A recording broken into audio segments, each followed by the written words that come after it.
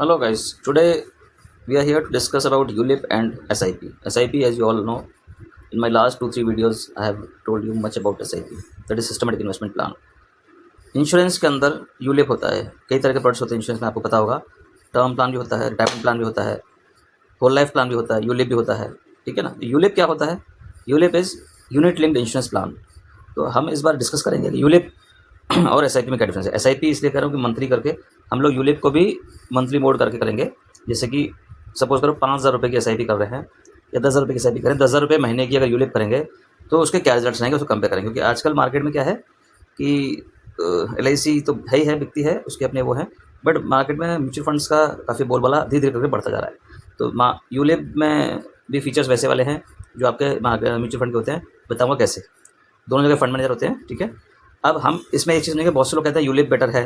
जैसे इंश्योरेंस वाले बात करेंगे तो कहेंगे यूलिप इज़ बेटर, और म्यूचुअल फंड डिस्ट्रीब्यूटर्स बात करेंगे कहेंगे कि हमारा SIP या म्यूचुअल फंड बेटर है। तो यहाँ वो वाली बात रह जाती है जैसे कि सेब को हम लोग अमरूद से या संतरे से कंपेयर कर रहे हैं। अब सेब के अपने गुण हैं, संतरे के या अमरूद के अपने गुण हैं। कोई नहीं कहता, कभी डॉक्टर कहेगा इस चीज़ के लिए आपको प्रॉब्लम है तो आप डेली सेब खाइए, कभी कहेगा डॉक्टर कि इस चीज़ के लिए आप संतरा खाइए या अमरूद खाइए। तो दोनों ही अपनी अपनी जगह सही हैं, तो कंपैरिजन नहीं बनता है। लेकिन फिर भी मार्केट में कुछ फीचर सेम हैं इन दोनों के, इसलिए कंपैरिजन हो जाता है। अब क्या फीचर सेम है? सबसे पहला फीचर है कि यूलिप क्या है। यूलिप एक इन्वेस्टमेंट भी है, साथ साथ इंश्योरेंस भी है उसके अंदर। SIP में क्या है? प्योर इन्वेस्टमेंट है, प्योर इन्वेस्टमेंट। इसमें इंश्योरेंस का कुछ भी नहीं है, ठीक है। अब एक्सपेक्टेशन क्या है कि हम अगर इंश्योरेंस यूलिप लेते हैं तो हमें रिटर्न कितना आता है। तो नॉर्मली आप लेके चल सकते हो 8 से लेकर के 10%, कभी कभी 11-12% रिटर्न सालाना। अगर लॉन्ग टर्म लेके चलें 5 ईयर्स या 10 ईयर्स लेके चलें तो अमूमन तौर पे इतना मिल सकता है, संभावना है, काफ़ी संभावना है, मिल जाता है। और वहीं पे SIP में, SIP अगर 5 साल या 10 साल लेके चलेंगे तो संभावना 12% प्लस की बहुत ज़्यादा बन जाती है। अगर अच्छे फंड ले रखे हैं आपने तो 12-15% कुछ भी रिटर्न आ सकता है। तो रिटर्न वाइज अगर देखा जाए तो यूलिप है मॉडरेट रिटर्न्स और SIP में है एग्रेसिव या हाई रिटर्न्स, ठीक है। इंश्योरेंस यूलिप में है और म्यूचुअल फंड में नहीं है।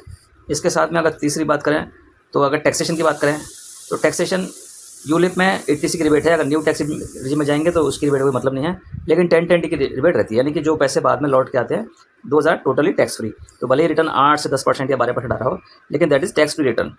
और हमारे यहाँ SIP में जो भी आएगा 5 साल या 10 साल जब भी आप लोगे तो वो टैक्सेबल रहेगा। Long term capital gain tax लगेगा जो आपका 12.5% का रहेगा ग्रोथ पे, ठीक है। टैक्सेशन वाइज विन करती है, insurance coverage wise ULIP win करती है, ठीक है।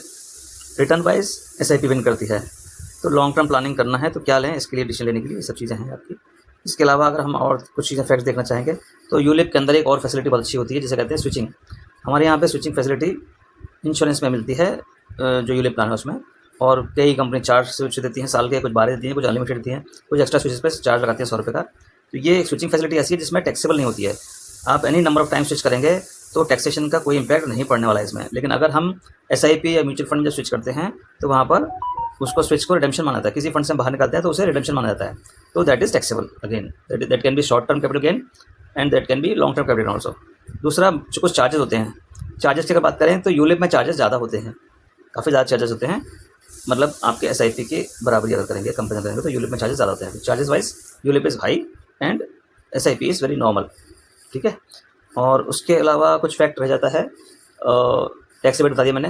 ट्रांसपेरेंसी की बात करते हैं, ट्रांसपेरेंसी जो है यूलिप में है, अन्य पॉलिसीज़ की अपेक्षा ट्रांसपेरेंसी बहुत ज़्यादा है। सबसे ज़्यादा ट्रांसपेरेंसी यूलिप में ही है अगर इंश्योरेंस प्लान की बात करें। लेकिन जब हम मुकाबला म्यूचुअल फंड से SIP से करते हैं तो SIP और म्यूचुअल फंड बहुत ही ज़्यादा ट्रांसपेरेंट है, transparency is very very high.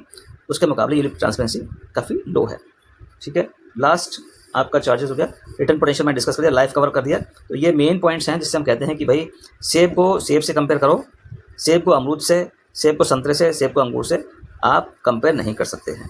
Both are different things. दोनों के फीचर्स बताए मैंने। टैक्सेशन वाइज आपका यूलिप विन करता है, रिटर्न्स वाइज आपका SIP विन करता है। तो decision you have to take, और आपका क्या रिस्क प्रोफाइल है, एग्रेसिव है, मॉडरेट है, क्या है, उस हिसाब से डिसीजन ले सकते हैं।